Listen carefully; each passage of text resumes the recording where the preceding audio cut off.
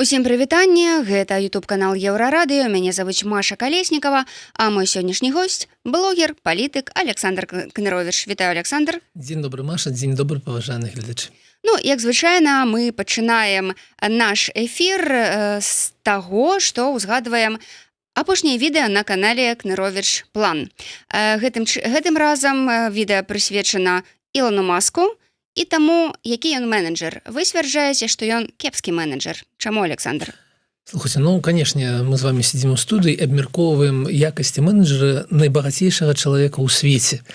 Это выглядае трохі, ведаеце, як Лукашенко нешта абяцае раіць нешта Трампу, як той павінен себе весці, так і мы з вами такія людзі. Але ўсё ж такі, калі прыгледзецца да гэтай супярэчлівай зараз ужо персоны, і задаць себе пытанне, вось ён стал таким багацейшым чалавекам, ну, сапраўды, вялікія поспехі, і тое, што ён зараз робіць з эканомікай Амерыкі, канешне, у першую чаргу, і тое, як ён сябе паводзіць на палітычнай арэне, падтрымліваючы ўсе вельмі такія ультраправыя, ультранацыяналістычныя рухі ў Еўропе, як гэта жыве адно з адным.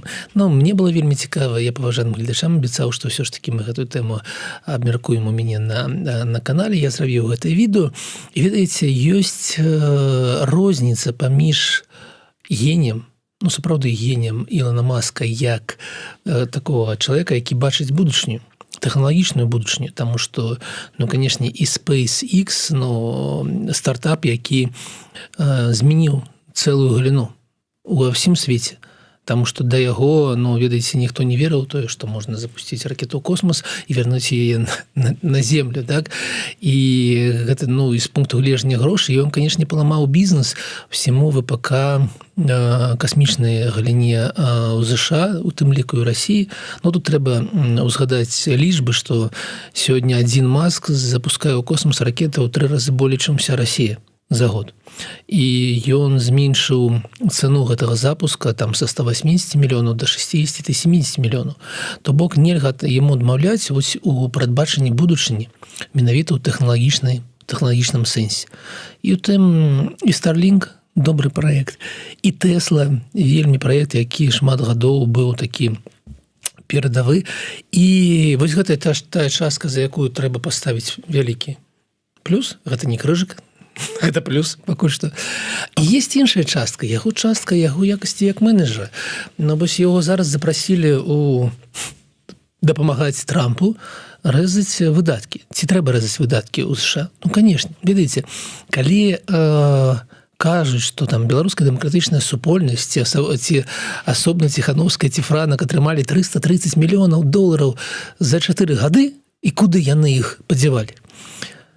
То калі мы глядзім на гэтую лічбу, якая прапісана ў шмат якіх дакументах у Еўразвязе і ў ЗША, а потым глядзім на рэчаіснасць, то мы разумеем, што дзесьці нолік дзесьці схаваўся.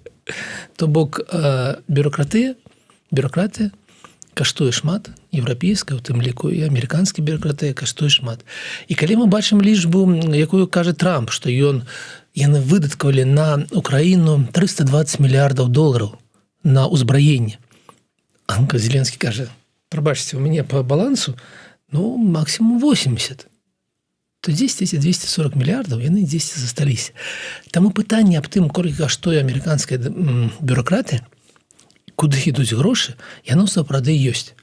І потым прыходзіць Маск, у якога у мэтах гэтае пытанне.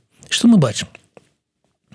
Калі ён прыйшоў да Твіттера, калі ён купіў Твіттер, мы памятаем, што ён купіў гэтую сетку за там 49 прыкладна мільярдаў долараў і абяцаў яе перабудаваць. І таксама з гэтай бензапілой зрэзаў 80% гэтых супрацоўнікаў. Так? І што мы бачым, што калісьці была за квартал выручка 1,5 мільярда долараў, а зараз 760 мільёнаў. То бок у выніку яго працы выручка упала ў 2 разы. Упалі рэкламныя даходы, упалі, как бы, людзі не жадаюць працаваць разам з X, былым Twitter. У тым ліку упала і колькасць людзей, якія знаходзяцца ў Твіттере. яны хлусяць наўпрост. Кіраўніцтва твиттера было, што не, у них ўсё добра, але калі глядзець на незалежныя справаздачы, то атрымліваецца, што трохі болей за 20% подписчикаў сышло з твиттера. І вось гэта вынікі працы Маска як менеджер. Калі паглядзім на яго менеджерскія якасці зараз у Тэсле, так Тесла таксама ў 2 разы упала прыбытак упаў у 24 годзе ў параўнанні з 23 годам. Тесла скарачаецца, падаюць продажы ў 24 годзе. Я звярну ўвагу, до таго, як Маск зігануў, да таго ён палез палітыку, у яго ўжо падалі продажы, яны ўжо страцілі лідарства ў ЗША, і там ужо былі буйныя праблемы, і пытанне было ў тым, як ён будзе з гэтым змагацца. Што капіталізацыя яго завышана там некалькі разоў. У Тэслы не тое, што гэта неправда, гэта праўда, гэта вера інвестараў, тое, што ён здолее перадолець крызіс. Але калі ты глядзіш на падставовыя паказнікі, на выручку, на прыбытак, то разумееш, што Тэсла пераацэнена ў сэнсе падставовых паказнікаў. І калі глядзець на яго з пункту гледжання яго як менеджера, то ён нізкаякасны менеджер. Самаўпэўнены.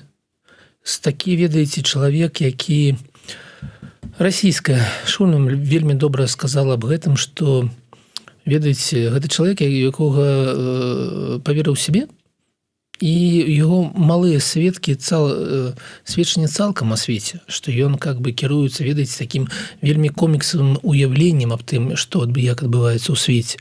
І з гэтага малога разумення робіць вялікія высновы і дзейнічае. У сэнсе мне атрымаўся SpaceX, чаму мне не атрымаецца з людзьмі, а з людзьмі не атрымліваецца. Ведаеце, яшчэ такае малае цікавае пытанне, якое не адносіцца ніяк да яго якасці як кіраўніка ці прадпрымальніка. Вось у чалавека 14 дзяцей. Вось як вам? Пладавіты чалавек.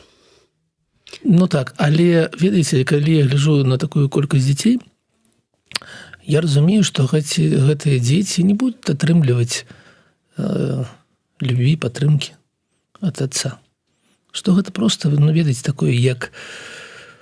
У гэтым для мяне таксама зараз будзе вельмі спрэчная і супярэчлівая думка.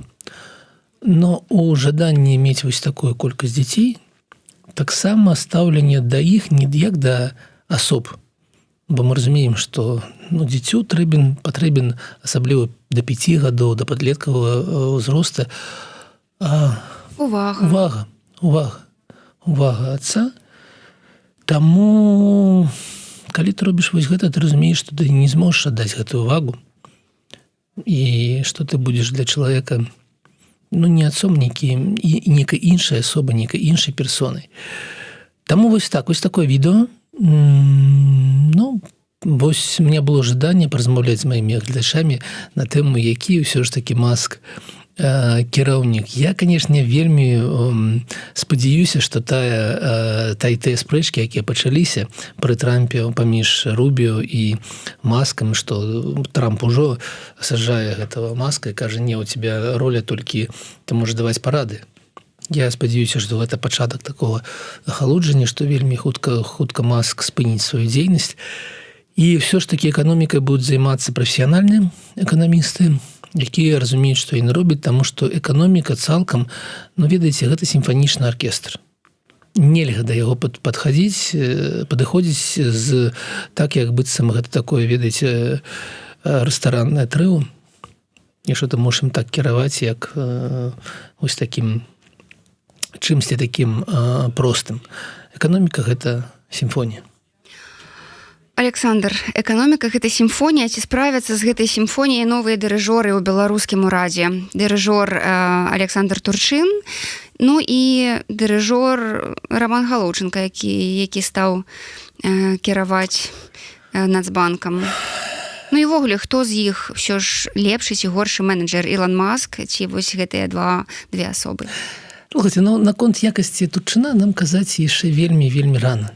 Таму што раней ён жа прыйшоў, наколькі я памятаю, ва ўрад Румаса яшчэ, і ён себя пазіцыянаваў як чалавек адэкватны, з такім бізнес-падыходам, сучасны, і таму я прапанаваў бы не рабіць высновы пакуль адносна Турчына, пакуль ён не зрабіў ніякіх крокаў, нягледзячы на тое, што ён ужо заявіў, што не будзе ніякіх змен. Так. Ну што ж яшчэ я мог бы казаць? Таму я прапаную ўсё ж таки пачакаць. Змена ў курсе эканамічным. Так. Але ўсё ж таки я прапаную пачакаць яго крокаў. Ну, першым крокам, канешне, будзе ўсё ж таки прадстаўленне некай новай сістэмы рэгулявання коштаў, якую ўжо 3 месяцы абяцаюць, усё ніяк не зробяць. Спадзяюся, што гэта да канца сакавіка будзе, і мы паглядзім па крокам, што гэта будзе. Наконт жа Галоўченка на пасту кіраўніка, на пасадзе кіраўніка Нацбанка, гэта, канешне, моя боль і моя смутак. Бо, ведаеце, ёсць такое стаўленне аб тым, што вось усе чыноўнікі Лукашенка мазаныя адным колерам. Але гэта не так. У кожна, ведаеце, канешне, яны павінны там прагібацца, яны павінны неяк прыстасоўвацца да тых умоў, якіх яны працуюць, але ўсё ж такі ў кожнага розныя вынікі. І калі мы глядзім на вынікі працы Нацбанка за апошнія 10 гадоў пад кіраўніцтвам Паўла Калаўра, то калі быць такімі збалансаванымі, спакойнымі, глядзець толькі на лічбы, то гэта чалавек, якому беларусы павінны паставіць такі маленькі помнік. Чаму? Па чым мы павінны ацэньваць працу Нацбанка? Нацбанк павінен быць незалежным органам, які адпавядае за устойлівасць манетарнай дзейнічнай палітыцы. Вось, калі гляджу на Народны банк Польшы, у іх такі весь слоган. Мы адказваем за моц злотага. І так, ты глядзіш 20 гадоў, 4 злотых за долар. Разумееш, чым займаецца Нацбанк? Так? Вось прыкладна тое ж самае павінна было адбывацца ў Беларусі, і Павел Калаў прыйшоў вельмі цяжкія часы напрыканцы 2014 года, і калі вы памятаеце, паважаныя сябры, калі Нацбанк, змагаючыся з наступствамі перамогі крымскай весны, вось гэтым, ж былі наступствы, курс ірвануў з 30 у Расіі рублёў до 60 рублёў. І ў выніку беларусы намагаліся стрымаць падзенне беларускага рубля, і тады было введзена 30% падатак на куплю-продаж валюты. І вось быў введзены гэты падатак, і праз тыдзень прыйшоў Павел Калаўр, які зрабіў цалкам рынкавае курсаўтварэнне, які паступова адмяніў продаж абавязковай валютнай выручкі прадпрыемствамі, якому далі паўнамоцтва, ён пачаў скасоўваць такую наўпроставую неўтрыманую падтрымку за кошт дзяржаўных грошай дзяржпрадпрыемстваў. І ён зрабіў тыя крокі, якія ў выніку прывялі, першае, да успакойвання інфляцыі, і у нас была інфляцыя, чаго не было раней. На вельмі некалькі гадоў была, калі яна была меней за 10%. Гэта было дасягненне. Па-другое, за 10 гадоў курс упаў з 1,5, пасля дэвальвацыі 15 тысяч на 15 годзе, да сённяшніх 3,2. То бок ён упаў 2 з нечым разы. У нармальнай краіне эканамічна гэта было бы так, так себе вынік за 10 гадоў. Але калі мы паглядзім на папярэднія 10 гадоў, з 2005 па 2015, мы ўбачым, што там курс упаў у 7 разоў. А калі мы паглядзім яшчэ папярэднія 10, то там будзе у некалькі дзесяткаў разоў падаў курс. І таму вынікі яго працы вельмі добрыя, вельмі станоўчыя. І чалавек, канешне, не тое, каб ён быў там апазіцыянерам ці падтрымліваў дэмакратычны рух. Канешне, не можа чалавек на пасадзе, такой пасадзе быць нелаяльным Лукашэнку. Канешне. Але ён быў прафесійным, вельмі прафесійным чалавекам, і, канешне, ён спрачаўся з такім дырэктарскім корпусам. Болей за тое, 2 гады таму ён дазволіў сябе публічна сказаць аб тым, што мы не можам болей крэдытаваць дзяржаўнае прадпрыемства, таму што ён іх вельмі дрэнныя балансы. Таму што яны не могуць крэдытавацца па нормам устойлівасці, па нормам рызыкі. Чалавек, які публічна аб гэтым заявіў, все ж такі сябе адчувае упэўнена як эканаміст і як адмысловец. Таму эканоміка Беларусі ў дрэнным стане, але вось менавіта за частку устойлівасці валютнай сістэмы манетарнай сістэмы трэба сказаць падзяку за гэтыя 10 гадоў Паўлу Калаўру. І чалавек, які прыйшоў на яго пасаду, чалавек, які цалкам падпаркаваны любым загадам Лукашэнкі. Ён выканае, ведаеце, ці ён зменіць свой пункт стаўлення цалкам да эканоміцы, ці ён будзе выконваць все, што яму загадаюць. Ось. І ўжо ёсць такія первыя званочкі, ведаеце, калі Лукашенко прызначаў Галоўченка, ён же сказаў, што вось вы на гэтай пасадзе, вы ж шмат гадоў хацелі больш такой супрацы, каб нас банк фінансаваў нашу прамысловасць.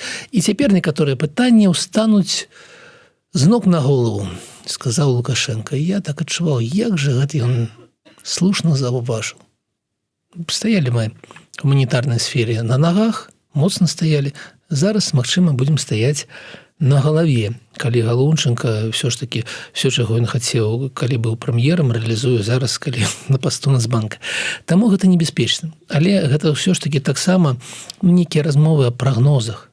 Магчыма, Галоўченка зменіцца і скажа, не, цяпер я адпавядаю, цяпер я адказваю за тое, каб рубль быў устойлівы.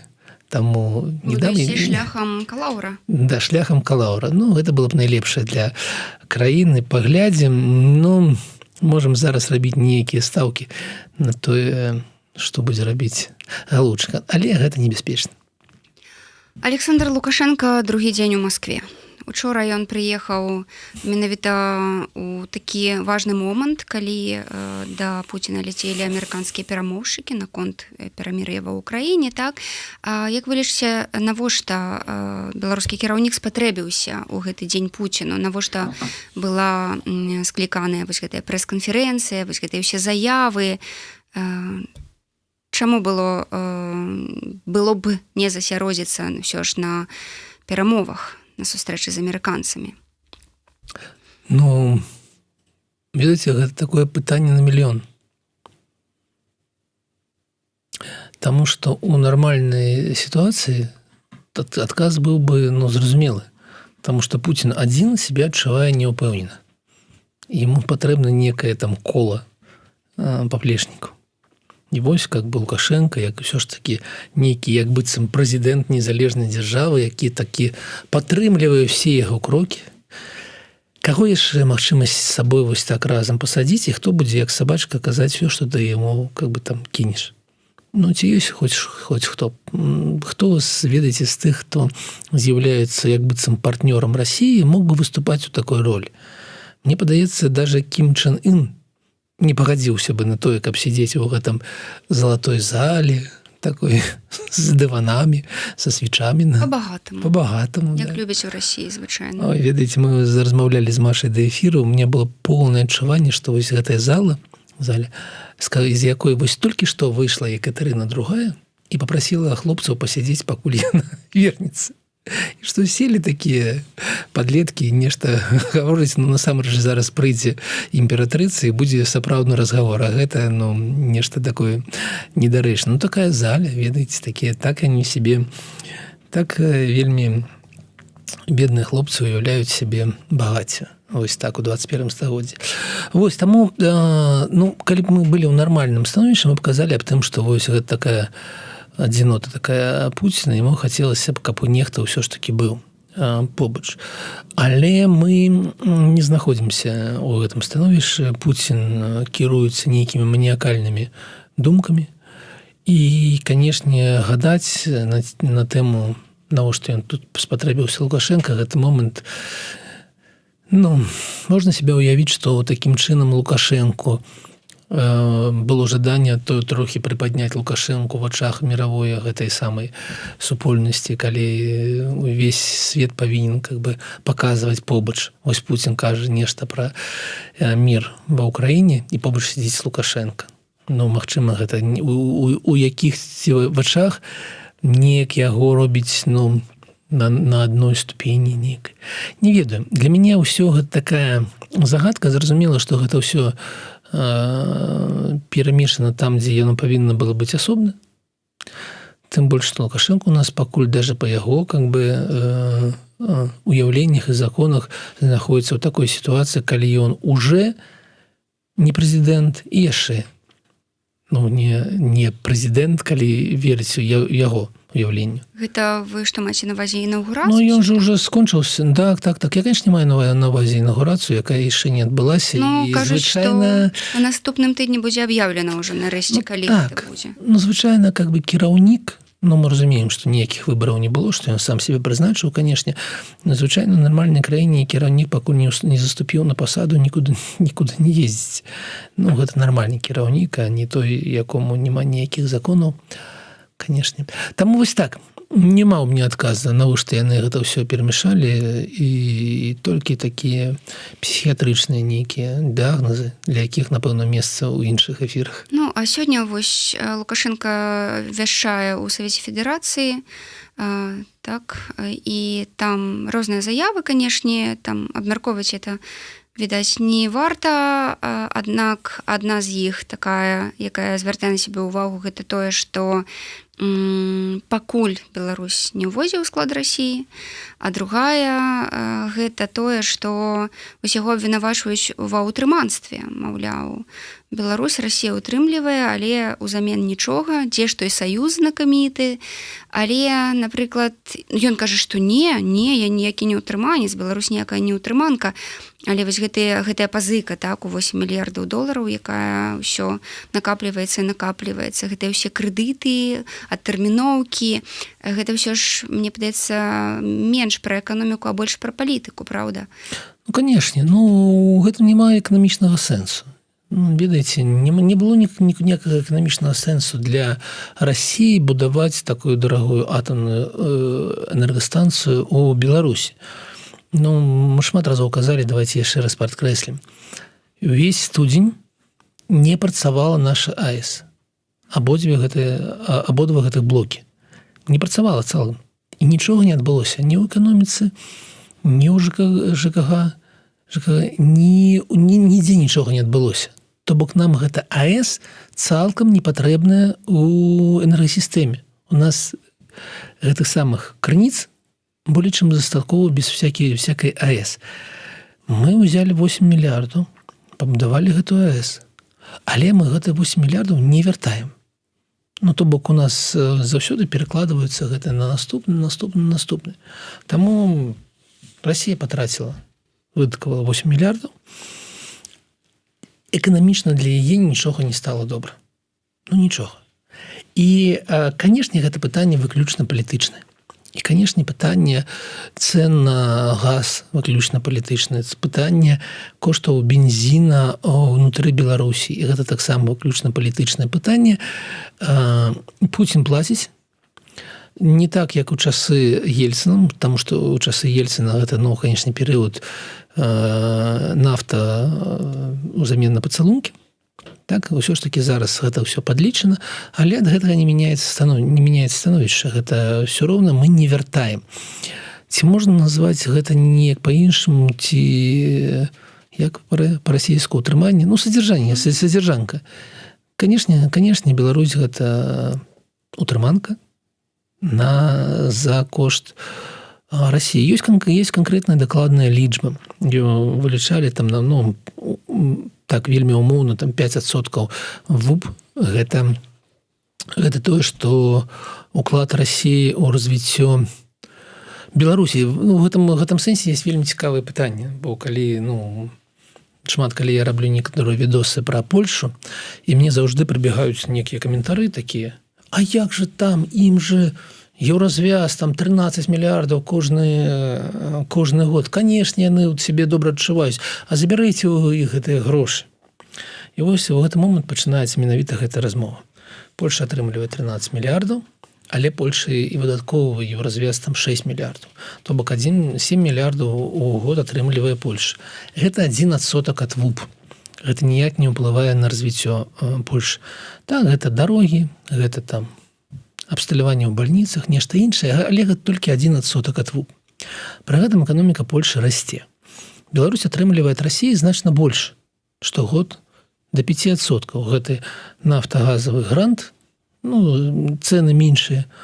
Гэта вось такія непасрэдныя крэдыты, штосьці яшчэ, і эканоміка не расце. Ну, параўнайце, з аднаго боку 11% і растущая эканоміка, з другого боку 5% і нічога не расце. Магчыма, справа не ў тых грошах, якія ты атрымліваеш. Магчыма, справа ў табе. Ну так, гэта палітычны праект, і Пуцін атрымлівае, канешне, цалкам залежнасць Расіі, Беларусь ад Расіі. Пуцін атрымлівае плацдарм для агрэсіі супраць Украіны, тое, што мы бачылі ў лютым 22 года. І, канешне, Лукашенко, як на патэльні гэты буш, верціцца, але, канешне, калі он кажа, што Беларусь не войдзе ў склад Расіі пакуль, то мы разумеем, што для яго гэта была бы цалкам смерць. Ён не можа себе ўявіць часткай Расіі, ну кім ён будзе ў такім раскладзе. Вось уявіць себе, якая яго будзе пасада, калі Беларусь войдзе ў склад Расіі. Ну што ён, губернатар? Ці прадстаўнік Пуціна па рэгіёну, ці хто? Гэта пасада чалавека, які атрымлівае заробак ад Пуціна. Канешне, Лукашенко ніколі на гэта не пойдзе. Канешне, ён уже звыкся з тым, што ён назаўжды кіраўнік незалежнай дзяржавы. Таму вось так. Александр Кныровіч, блогер-палітык, наш сённяшні госць. Я нагадаю, што наш стрым можна глядзець таксама на стрымінгавай платформе «Беларусь Тумораў». Як яе знайсці, можете пачытаць у нашай каментатарскай. А мы працягнем. Александр, наша Ніва са спасылкай на свае крыніцы піша, што нацыяналізавалі машынабудаўнічы холдынг «Амкадор». Ну, вось гэта, канешне, была бы навіна тыдня, калі б гэта было праўдай. Давайте, па-першае, скажем, чаму у меня ёсць вялікія сумневы, таму што пакуль інфармацыя толькі такая, што там у адмысловым рэестры, дзе ёсць там кіраўнікі заводаў, пакуль напісана, што ўжо няма асобнага дырэктара завода. Мы маем на увазе Шакуціна. Шакуціна. Ну, не Шакуціна, Шакуціна ўласнік, непасрэдны дырэктар, які кіраваў, я не памятаю, хто там быў гэтым дырэктарам, а гэтую функцыю выконвае некая установа ад БелАЗа. І, канешне, гэта выглядае, як быццам дзяржаўны БелАЗ цяпер кіруюць Амкадорам. Ну, я нагадаю нашим слухачам, што БелАЗ таксама быў удзельнікам праекта Белжы. У пачатку, калі трэба было, каб нехта удзельнічаў, ён быў удзельнікам, потым сышоў. Но гэтым няма ніякай таямніцы, то бок дзяржава выкарыстоўвае БелАЗ як вось такую структуру, якая можа прыйсці і пакіраваць кімсьці. Для мяне недастаткова вось гэтага запісу, каб рабіць высновы, што гэта нацыяналізацыя. То бок можа быць шмат чаго, можа быць там нейкі часовы стан. Чаму можа быць такі часовы стан? Ну, я нагадаю, таму што камітэт дзяржкантролю, калі рабіў справаздачу за 2023 год, ён наўпрост напісаў, што Шакуцін узял грошы дзяржаўныя. Мне падаецца, там было 50 мільёнаў рублёў. Ільготныя крэдыты на развіццё чагосьці і не аддае. Ну, зразумела, што нармальнае прыватнае прадпрыемства ў гэты момант пайшло бы ў банкрутства, ці распрадавала бы маёмасць, ці нешта іншае бы рабіла. Чалавек взял грошы у дзяржавы і не жадае аддаваць. Магчыма, з гэтым звязанае такое знешняе кіраўніцтва часовае. А магчыма, гэта не часовая, а такая доўгатэрміновая некая гісторыя, калі ўласнасць паступова будзе перахадзіць к дзяржаве. Але магчыма, гэта будзе адбывацца ўсё ж такі за грошы, а не бескаштоўна, што трэба разумець, калі мы пішам пра нацыяналізацыю. Таму пакуль гэта ўсё ж такі наша Ніва трохі бяжыць наперад. Хутчэй, да. Але, сама, конечно, з'ява вельмі цікавая, то бок гэта, не натуральна, вось такое, што змяняецца так вось кіраўніцтва, таму нешта адбываецца. Не абавязкова нацыяналізацыя, але нешта адбываецца. Ну і, канешне, Амкадор цікавае прадпрыемства, яно для яго, ведаеце, менавіта для яго вайна, гэта шчасце, вайна была такім вартаваннем. Таму што гэта прадпрыемства, якое шмат гадоў працавала ў мінус. І, канешне, Шакуцін заўсёды шукаў нейкія выхады, нейкія магчымасці, каб зрабіць з яго нешта больш прывабнае.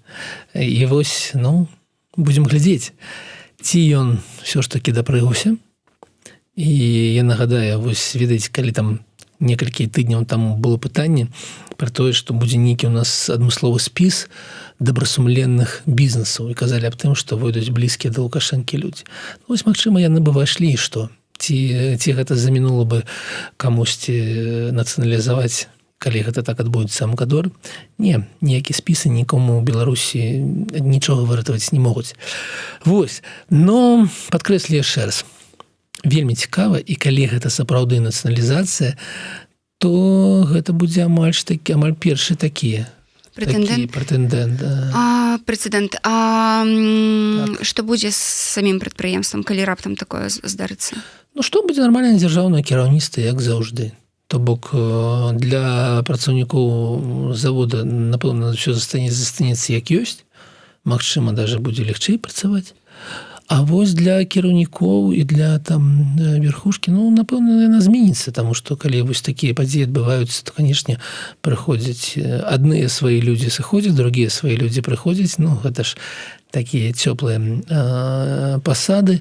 Магчыма, будзе нейкі буйны праект нашым развіццё тэхнікі Амкадор, на якое выдаткуюць з бюджэту там некалькі соцень мільёнаў долараў. Магчыма, будуць нейкія кітайскія крэдыты, як заўжды, пад гарантыяй бюджэта. Всё тое ж самае, што мы 30 гадоў назіраем цалкам у дзяржаўнай часткі эканомікі Рэспублікі Беларусь. Рэспубліцы. Не, рэспублікі. А эканоміцы. Не, эканомікі ў дадзены момант. Я, ведаеце, все яшчэ блытаю вось канчаткі гэтыя. Не заўсёды адчуваю дзеякі. Прабачце, калі ласка. Нічога, ўсё добра, Александр. Тут, дарэчы, пытаюцца, а хто-небудзь можа прывесці прыклад паспяховага дзяржпрадпрыемства ў Беларусі? Ці ёсць такі, Александр? Што? Я магу.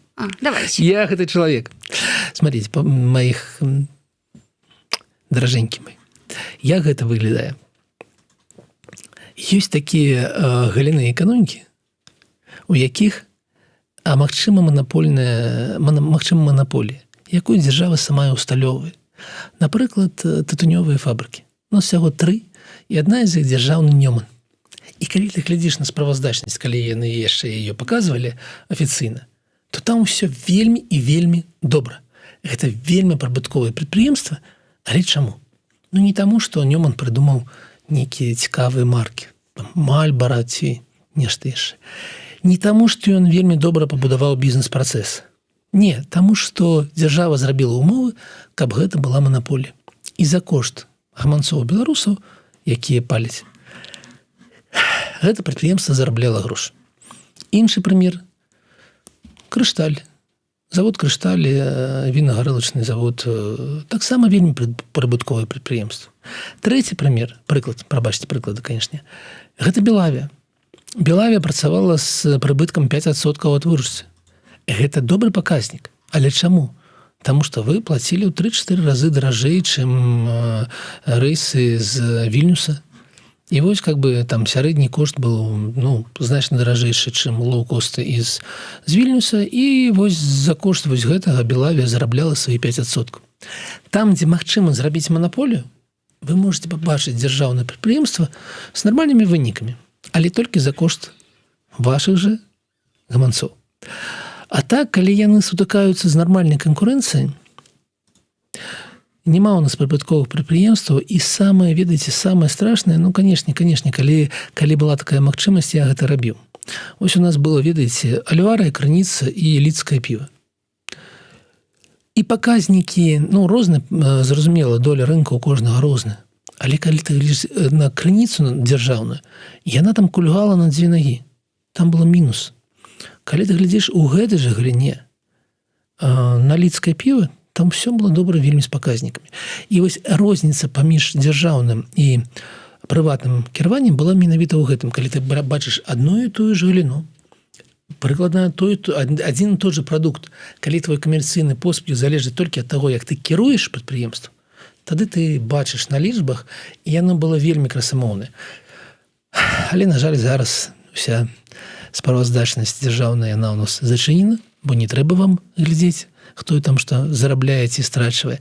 Таму зараз мы можам казаць аб гэтым толькі ў мінулым часе. Дарэчы, тут добры каментар ад вожака патрыёта. Хто б мог больш быць паспяховым за вырабніка сырочкаў з пандай? Не зразумел. Сырочкі з Ну, пандай, гэта хто? Сырочкі з пандай, прадпрыемства, якое выпускае нашыя беларускія сыркі. А я не ведаю, што там как бы з прыбыткам ці... Ну, так, я таксама ставлюся з такім піетэтам. Да сырочку. Да сырочку, конечно. Ведаеце, мне чамусьці няма ностальгіі ведаеце, па хлебу нарачанскаму, па зефіру. Я ўвогуле не адчуваю ностальгіі. Але я разумею людзей і разумею вось гэта вельмі цёплае стаўленне да паспяховых такіх прадуктаў. Згушонка таксама.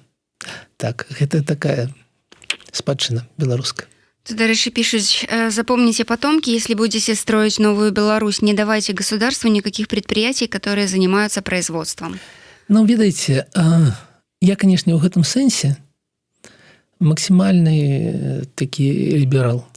Я калісьці казаў, калі б у меня была такая магчымасць, у меня бы турмы былі таксама прыватныя. Таму што адная справа гэта выносіць прысуды судовая, зразумела. А другая справа – гэта забяспечваць якасць унутры. І за тыя ж самыя грошы прыватнае прадпрыемства рабіла б гэта лепш, чым дзяржава. Вось. Но гэта, конечно, жарт у нашых сённяшніх умовах. А так, не справа дзяржавы займацца прадпрымальніцтвам.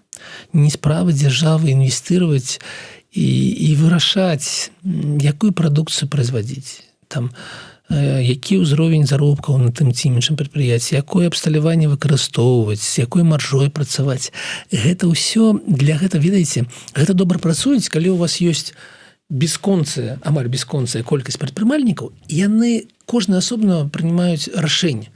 І тады у вас ёсць шмат прапаноў, і хто добра кіраваў, не так, як Маск. Той маладзец, той расце. Хто кіраваў дрэнна, той сыходзіць, але рэсурсы, якія былі ў яго, яны ж не вылетаюць у трубу, яны разыходзяцца па іншым прадпрыемствам. І тады гэта працуе на карысць спажыўцоў, і тады дзяржава не робіць выгляд, што яна гэтым кіруе, таму што яна сапраўды нічым у гэтым сэнсе камерцыйным, рынкавым не можа працаваць. Вось, тады, канешне, паказнікі тады лепшыя, но і ведаеце, што яшчэ. У мяне недавно выйшаў такі тык-ток аб тым, вось у нас як быццам дзяржаўнае прадпрыемства. Дзяржаўнае прадпрыемства – гэта ж народнае прадпрыемства. То бок мы з вами ўласнікі, нягледзячы на тое, што мы з Машай находзімся зараз у студыі ў Варшаве, тым не менш, у нас, не ведаю, як у Машы, у меня пакуль беларускі паспорт. Не таксама. Вот. А гэта азначае, што мы з вами ўласнікі таго самага Атланта, Маза, камунаркі. Ну, вось прыгадайце, паважаныя сябры, паважаная Маша, калі вы галасавалі за таго, хто будзе кіраўніком Маза? Якая ў яго будзе там праграма развіцця? Вось вы памятаеце гэты момент, калі у вас хтосьці запытаў? А калі у вас ніхто не запытаў, то, магчыма, гэта не наше прадпрыемства.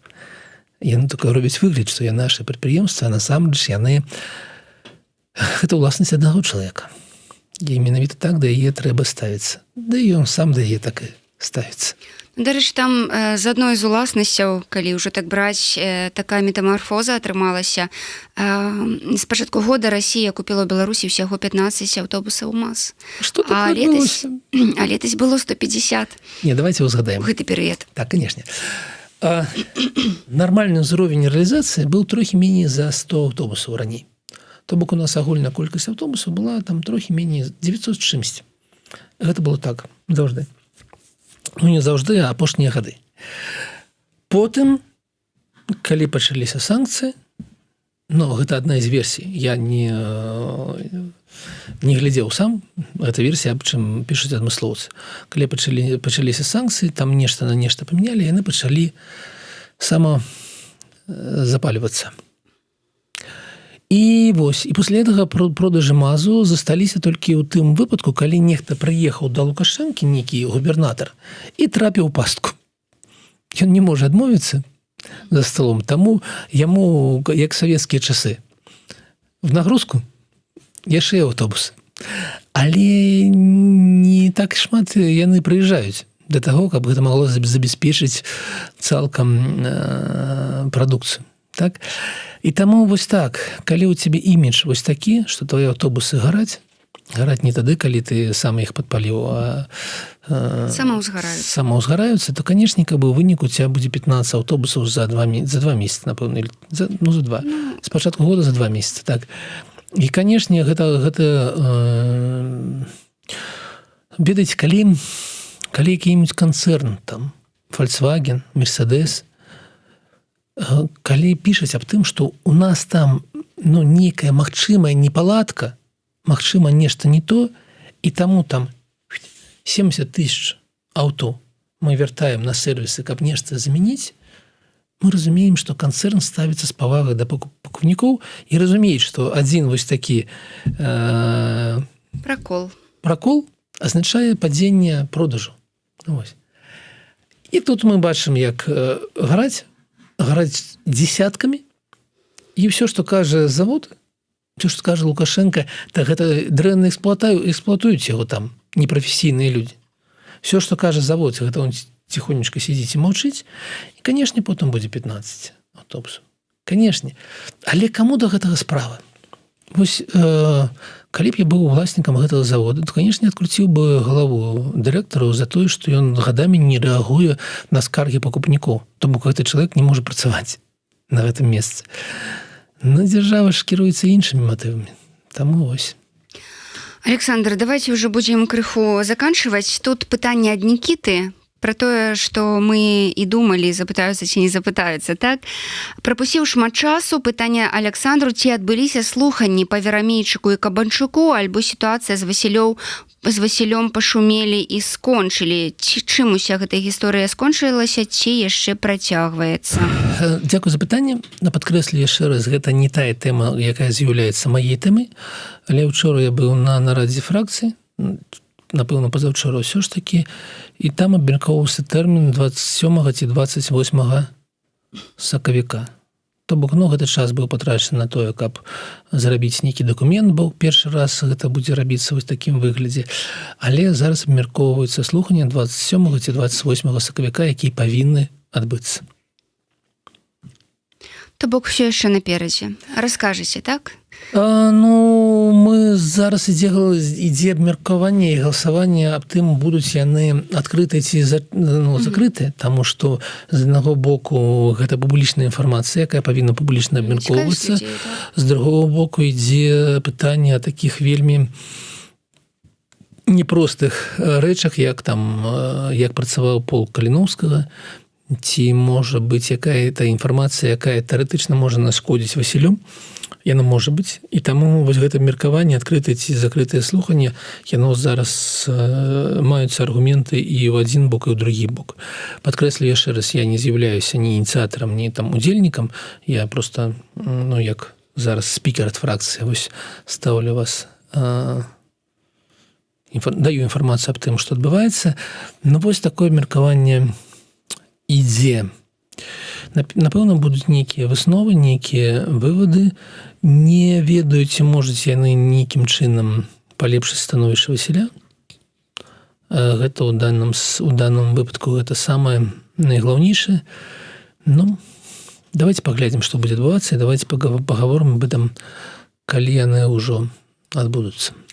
Так, і апошняе, тут Вожык Патрыёт таксама прапануе Александру звярнуць увагу на сітуацыю з кавай у Беларусі, бо гэта ж стратэгічная сыравіна для прадуктыўнасці. Не бульбай адной жывуць беларусы. Тым больш, што з бульбай ўсё вельмі дрэнна ў Беларусі. Цяпер яшчэ і з кавай будзе кепска, таму што ж там у Бразіліі засуха, кепскія прагнозы, кошты растуць, на паліцах нават еўрапейскіх крам ужо няма той колькасці кавы, колькі было звычайна. Так што, вось бачыце, вам наступная тэма.